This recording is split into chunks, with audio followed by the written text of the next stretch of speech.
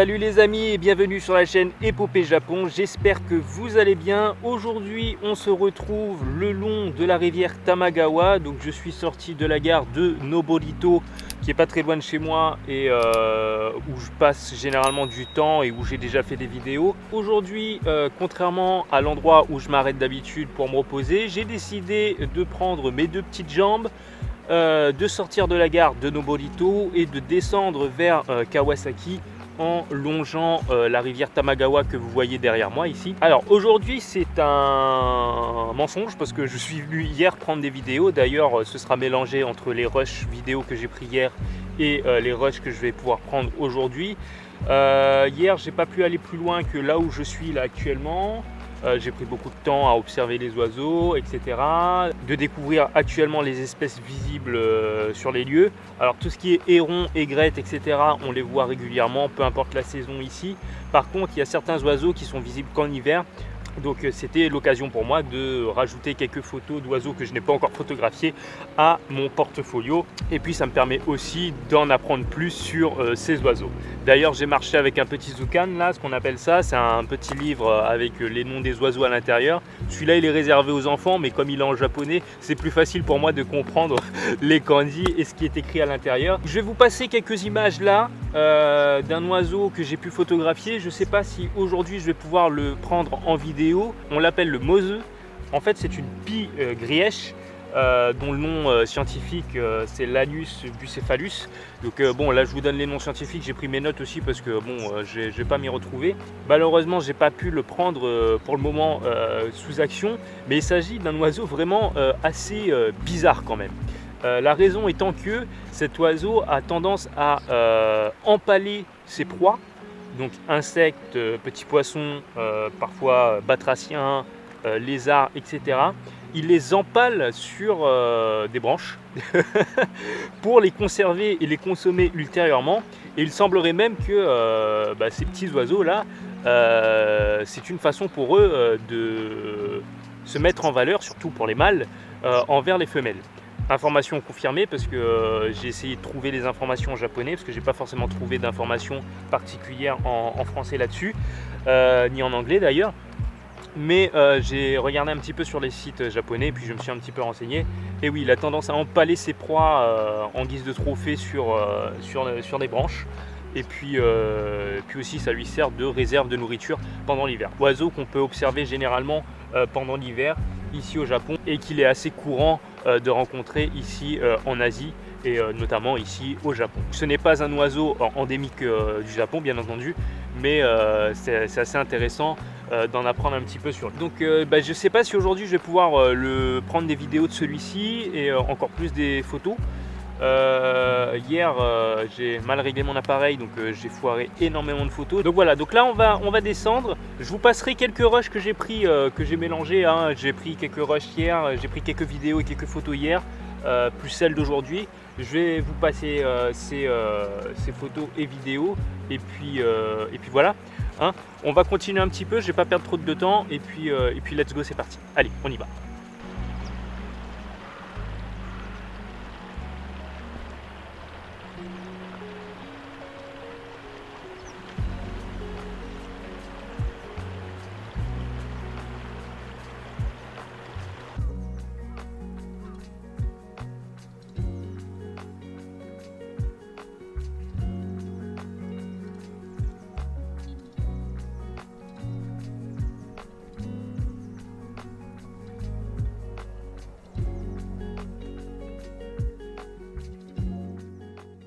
Donc là, je me suis arrêté un petit peu plus en aval d'où on était juste avant, toujours près de la rivière de Tamagawa. Et en fait, je me suis arrêté parce que au loin, là, vous ne le voyez pas, il est toujours là, il est caché derrière la pierre là-bas, mais vous ne le voyez pas avec la profondeur de champ. On a une grande aigrette en fait derrière. Et je tenais à vous en parler. Je vous passe les rushs vidéo que j'ai prises hier et aujourd'hui, parce que j'ai remarqué qu'ils ont une façon de pêcher qui est assez intéressante. Alors je ne sais pas si ça dépend des espèces, je ne sais pas si ça dépend des individus. Cette façon de pêcher ici des grandes aigrettes, je ne sais pas si elle est affiliée au Japon ou si c'est partout comme ça. Donc je ne sais pas si vous remarquez dans les rushs que je vous passe, mais on a l'impression qu'elles sont en train de fouiller avec leurs pieds dans la rivière, histoire de faire peur aux poissons et de les faire sortir de la vase ou sous la pierre en fait.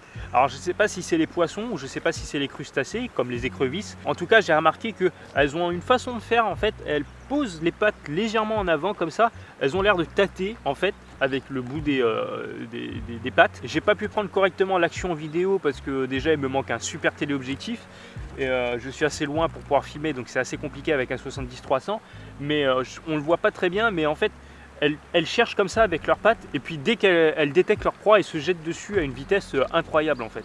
Et j'ai trouvé cette méthode assez intéressante en fait. La façon dont elles avancent dans l'eau, c'est assez cool en fait.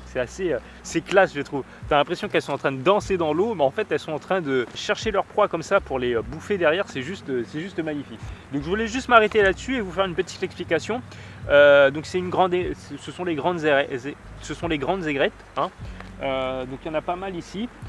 J'en ai déjà pris pas mal en photographie, mais là en vidéo c'était assez intéressant de voir la façon dont elles pêchaient. C'est la première fois que j'observais ça en fait et j'étais très curieux, donc je tenais à vous en parler un petit peu. Donc je vais juste continuer encore un petit peu là un peu plus bas, le long de la rivière pour voir si je trouve quelque chose d'intéressant à vous présenter. Et ensuite on ira plus du côté des fourrages, des hautes herbes là-bas. Donc il y a des petits chemins, mais il y a des graminées de part et d'autre. Donc je vais essayer de remonter là-bas pour essayer de voir si on trouve cette fameuse pie-grièche, donc Mozu pour son nom japonais. J'espère le trouver parce que c'est tout simplement un oiseau fascinant et il est beau déjà de par son plumage, mais en plus il est sadique en fait. Il est sadique cet oiseau. Et il a piqué ma curiosité hier lors de mes recherches, donc on va essayer de le trouver aujourd'hui. On croise les doigts. Allez, on continue, let's go!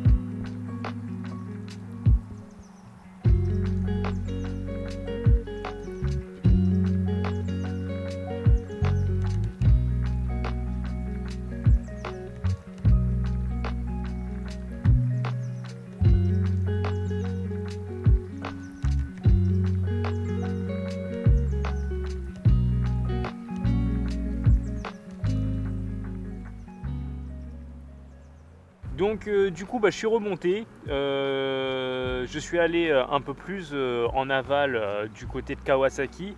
Seul petit souci c'est qu'on se rapproche des grandes villes de l'autre côté et du coup forcément il y a beaucoup moins d'oiseaux et il y a beaucoup moins de charme. Donc je suis remonté et j'ai essayé de trouver d'autres oiseaux à photographier. Malheureusement il n'y en a pas eu. Je sais pas, il y en a, on les entend chanter mais impossible de les voir comme hier. Le temps est couvert, je ne sais pas si ça joue sur leur habitude, mais ils sont timides aujourd'hui et bon, finalement mon deuxième jour de prise de photos et de vidéos est un peu tombé à l'eau. On les entend, ils sont là, je sais qu'ils sont là, mais enfin en tout cas moins que hier, hein. C'était beaucoup plus animé hier, mais voilà. Donc du coup je suis un petit peu déçu là pour la sortie d'aujourd'hui. Quoi qu'il en soit, là j'essaie de chercher mes prises, mais je pense que ça va s'arrêter là pour aujourd'hui parce qu'il fait déjà tard, le temps est couvert, enfin il fait déjà tard, il est que 3 heures de l'après-midi, sauf que le temps est couvert, donc d'ordinaire quand c'est pas couvert ça s'assombrit très vite. Là, étant donné que c'est couvert, ça va s'assombrir encore un peu plus vite et du coup les photos vont pas rendre, il va manquer quelque chose à la photo. Je ne veux pas faire de la photographie d'oiseaux pour dire que je fais de la photographie d'oiseaux, je vais ajouter une petite touche esthétique derrière en essayant de regarder l'arrière-plan, en essayant de jouer un petit peu sur la composition pour faire ressortir quelque chose. Et là avec un temps gris et tout, ouais. Je sais pas, moi j'aime les couleurs chaudes, vous voyez. donc voilà, donc là on remonte du côté de Noborito et puis ma foi si je trouve encore des oiseaux, je vous les passerai dans la vidéo, sinon pas du tout. Les oiseaux sont très peu présents. Alors on les entend, mais je les vois pas. J'ai pas de jumelles, j'ai rien. Et pour le peu qu'il y en ait, j'ai pas pu les approcher parce que j'ai pas l'équipement pour me camoufler et approcher lentement. D'autant plus que on a beaucoup de caillasses ici et du coup ça fait beaucoup de bruit quand on marche, ce qui fait que c'est très compliqué. Malheureusement je suis obligé de m'approcher parce que comme téléobjectif j'ai que celui-là, le 70-300 de la gamme professionnelle, mais c'est 15-70-300, donc il me manque suffisamment de zoom pour pouvoir aller chercher les oiseaux qui sont vachement loin et du coup ça me gâche un petit peu le plaisir de faire de la photographie là parce que ils sont tout loin les oiseaux et même si je peux cropper, j'ai que 24 mégapixels, donc ce qui fait que voilà quoi, c'est très compliqué d'aller cropper, vraiment cropper sans perdre trop de détails. Bon, le Canon EOS R6 fait quand même son taf, les 24 mégapixels suffisent quand même à aller cropper dans l'image, mais pas suffisamment comparé à un 45 mégapixels. Donc j'aimerais un jour pouvoir investir dans un 100-500, donc 100 mm, 500 mm, la gamme RF de chez Canon, pour aller chercher les oiseaux qui sont au fond, parce que je peux pas trop prendre de risque de les approcher au risque qu'ils s'enfuient. Bon, certains oiseaux ça va, mais d'autres pas du tout. Et surtout là c'est très compliqué parce que j'ai un bras de rivière, je peux pas entrer dans la rivière parce que j'ai pas l'équipement pour, donc c'est assez compliqué.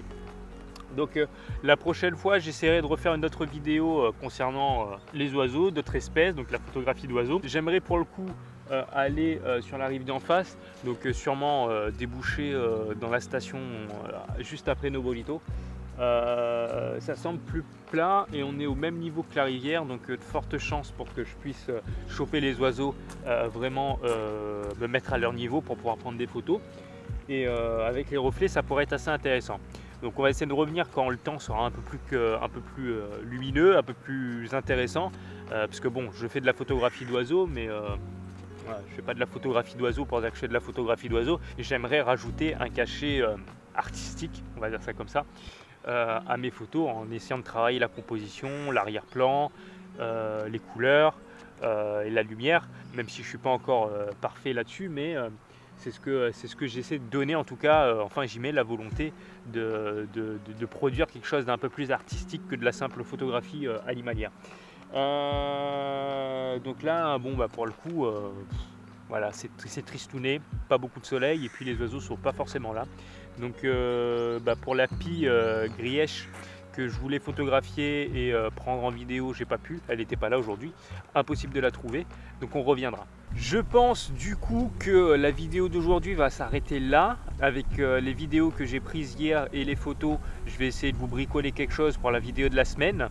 On reviendra ici quand le temps sera beaucoup plus clément, et comme je vous dis, on ira jeter un œil sur la rive d'en face.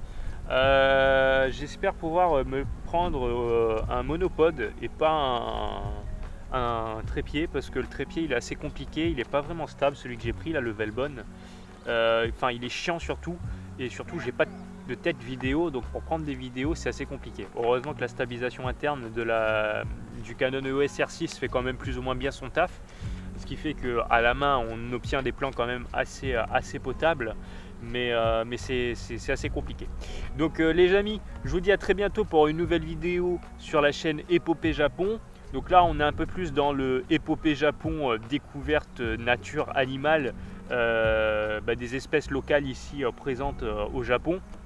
Donc des espèces qui ne sont pas forcément endémiques bien entendu, beaucoup d'espèces qui sont de passage uniquement à certaines saisons, là notamment en hiver ici. Bref, on continue notre exploration du Japon en nature, vacances, voyages, etc.